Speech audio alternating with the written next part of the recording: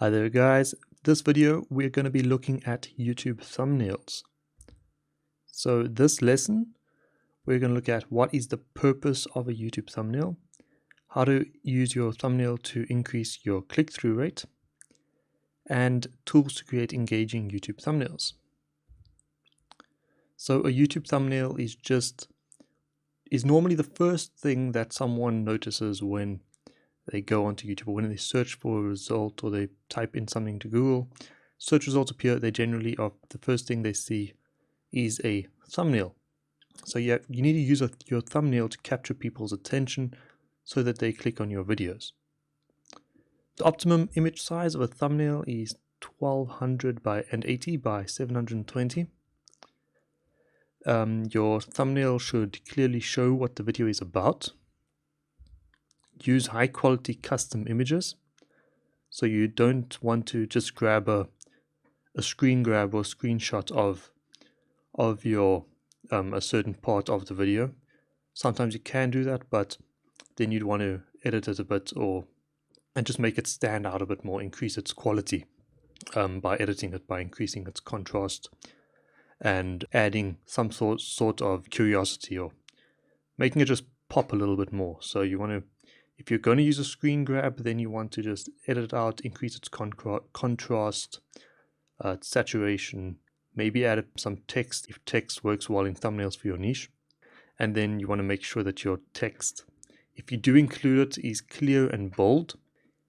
And your text should not be your video's title. You should add something else in your text, so you create curiosity with your text. Give them a reason why they should click on your video. So if you're making a video about a new camera or something, you can then add some text there into your thumbnail and write something like, is it better? Or if you're comparing some cameras, you can go and add the prices. And if you've got a workout, if you've got some type of exercise routine, you can add the time, how long the workout is, or what the focus of that workout is, or that it's to build super strong legs or something like that. All right. So you want to increase the contrast and saturation of your videos, and that just makes them pop. Whilst it might look a bit over processed if you're working on a large screen, you must remember that thumbnails are quite small if you watch them on YouTube, if you see them on YouTube or on a smartphone or your tablet. They're quite small, so these over-contrasted images or over-saturated images, you don't quite notice that over-processing as much, and it can really just capture your attention. It catches the eye if you're scrolling through videos. All right, so your thumbnail's main purpose is to create curiosity so that a user clicks through. And we can do that by clickbaiting. So when it comes to YouTube thumbnails, generally everyone is actually clickbaiting, because that's the sort of the definition of what a thumbnail is. You're trying to get someone's click. And the only people that take this in a negative way is when they don't actually portray what the video is about. So make sure you've got your topic clear in your thumbnail, and if you've got a year of the video or a clear topic of what the video is about, try and make that the center point of your thumbnail. And then if text works well around your niche, or if you can have like a few words to sort of emphasize what the video is about or create curiosity with a few words in your thumbnail, you can then go and include that without sort of stepping on the feet of that main focus of the video. All right, so clickbait, you just want to don't lie, and people generally won't complain, and they will be happy. They'll be grateful to see your thumbnails in their feed. Okay, and your YouTube thumbnails, you should try and stand out from search results. So when it comes to SEO on YouTube, you can already see who your competition is, and then you can create different content, or you can create different thumbnails. So if we head over to YouTube and we look here in the search results here for a yoga workout. Now, first things first, the first thing that captures your attention is the thumbnail. So we don't look at the titles or the description at first. We go through the thumbnails, and then if the thumbnail looks interesting, we generally go and look at what's the title or what's the description, what channel it's from. And then if we are still happy with that, we'll click through. Or if we're happy with the thumbnail, we'll click on the thumbnail and we'll watch the video. We'll see what the video is about for a few seconds, and if it still interests us, if it captures our attention, then we'll watch the video. So these are things as a creator you need to consider. You need to capture people's attention with a thumbnail, then with the title, and then you want to capture people's attention with the first few seconds of your video, telling them what they can expect from your video. And this all affects your SEO, because by having people click through and then watch your video for longer, you're going to increase your video's performance. Now, if we're looking at these thumbnails over here for yoga workout, we can see that this one over here captures my attention. I don't know which one captures yours, but this one captures mine because of this bold wording that stands out nicely from all of these other thumbnails here. So these are poses that these three ladies have done on their thumbnails, but this one's different, and that's what I mean from standing out from the competition. So including text that's nice and clear what you can expect from the video. The Sarah Beth Yoga has stood out here from the competition, when if we just scroll over these previews, we can see that they're all going through a yoga workout, so they've all got a similar topic, but because this one has done something different, it captures my attention. All right, so that's what you want to do with search results. Try and search your search terms and then capture someone's attention. So let's go and type in something like the iPhone 11 is the new iPhone. We can see which one captures our attention when we do this. So these are all quite similar. We've got the iPhones again. So Linus over here captures my attention, but that's just because I'm a follower. These texts by the iPhones here, that also quite stands out quite well. But if we look at these, all of these are pretty much, these are generally, all 5 of these reviews here are the same thumbnail. So they've made the iPhone the hero of the thumbnail here. As you can see, it's the main focus point. And some of them have included the iPhone. They've got honest review there. Here we've got problems. So that could be something that catches your attention. If you're interested in purchasing an iPhone, the new one, you can then go and look through these and see, okay, are these problems something that you won't be able to live with? And then we can see here we've got features.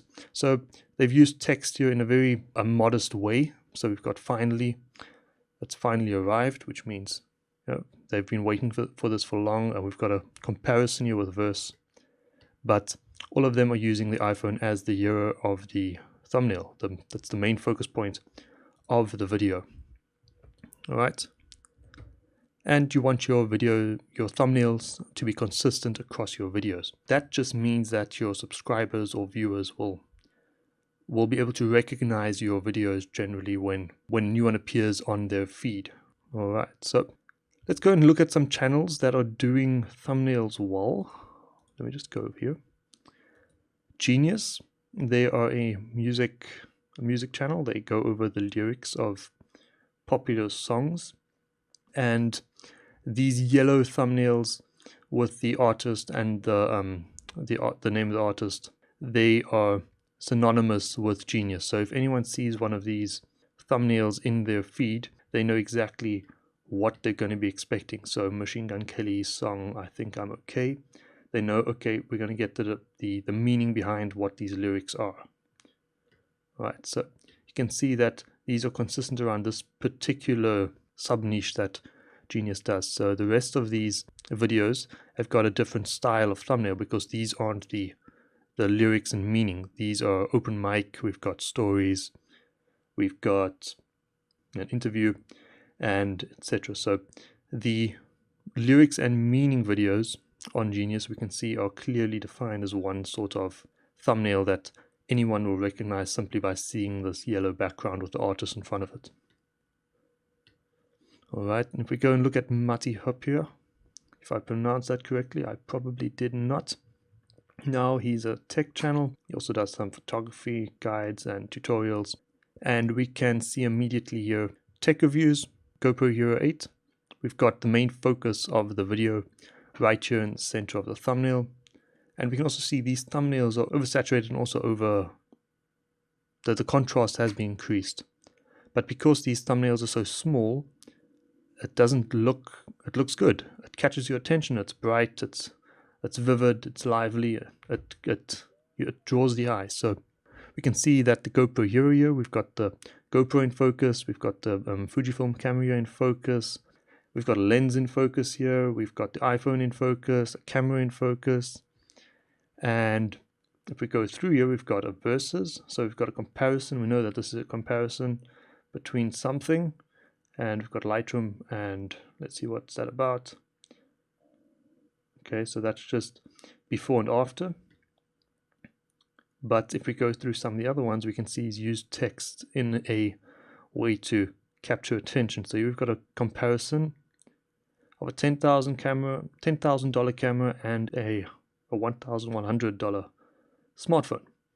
And you're into filmmaking, you know that this is going to be a filmmaking video with no gimbal required. So you know that you're going to get some value by watching that video simply because this text has been included here.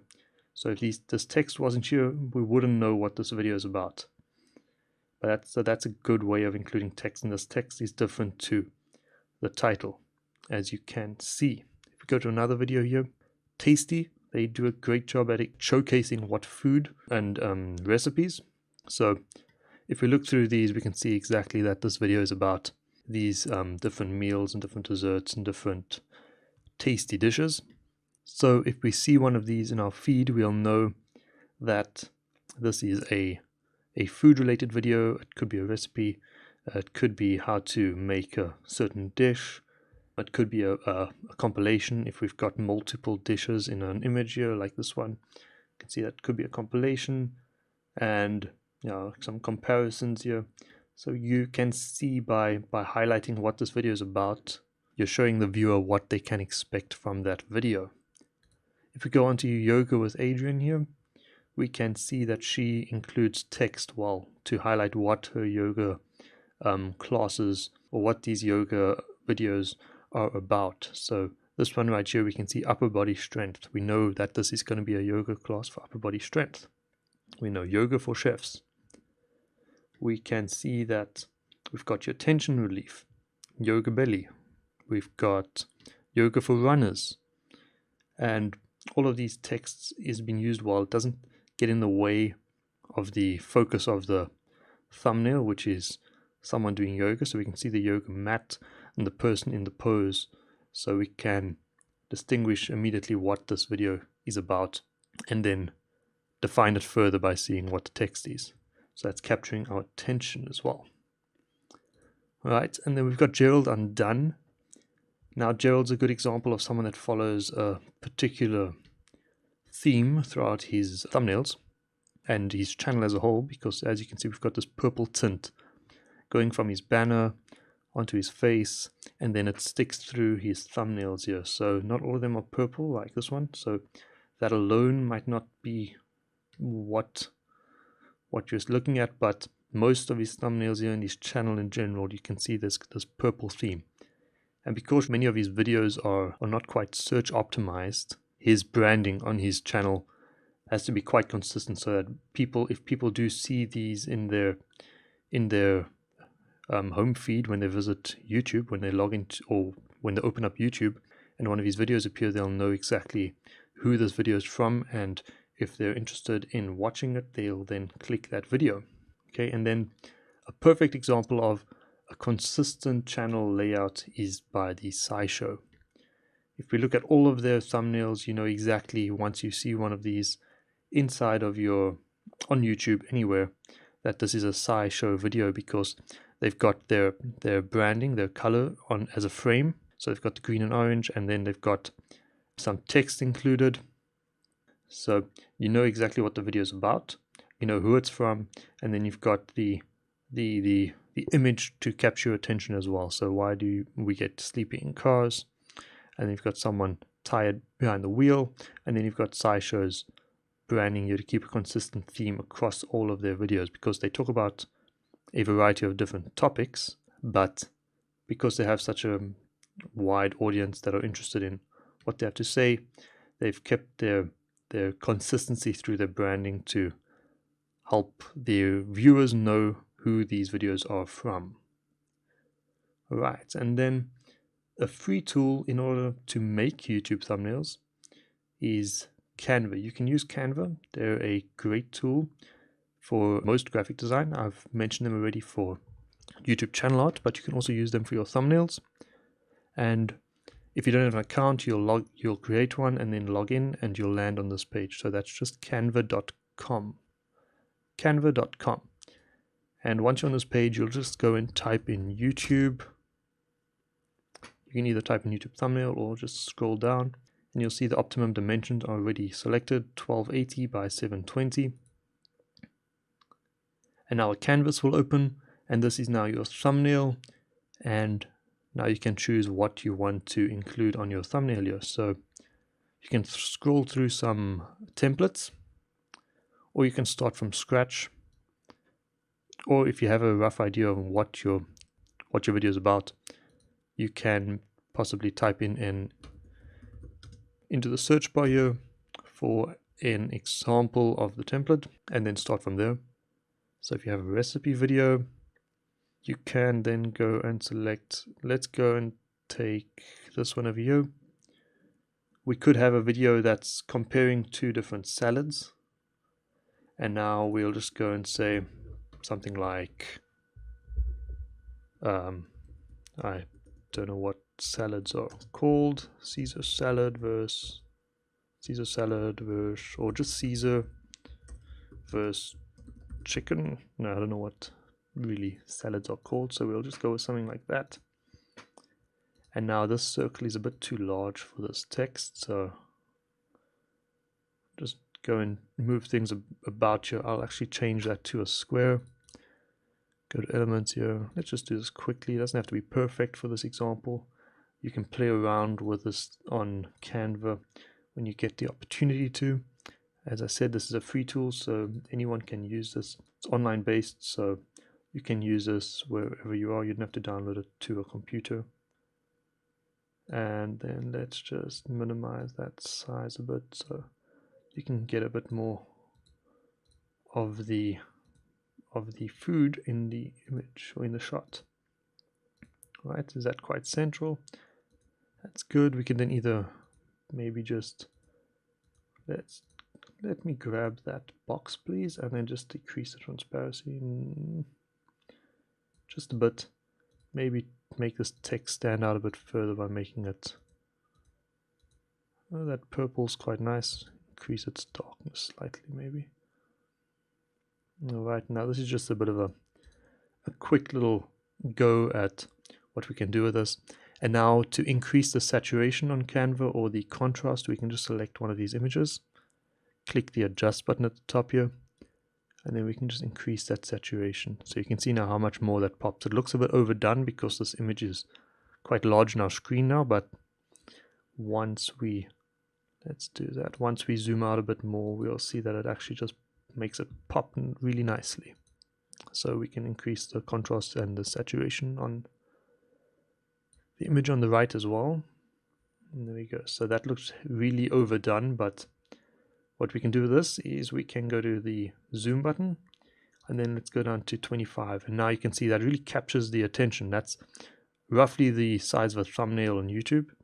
So you can sort of review how your thumbnail will look on YouTube by just clicking the 25% zoom button right here on Canva before you click the download button and then upload it to YouTube. So that pops quite nicely, and this is an easy tool that you can use to create your own thumbnails for your YouTube videos in a matter of moments.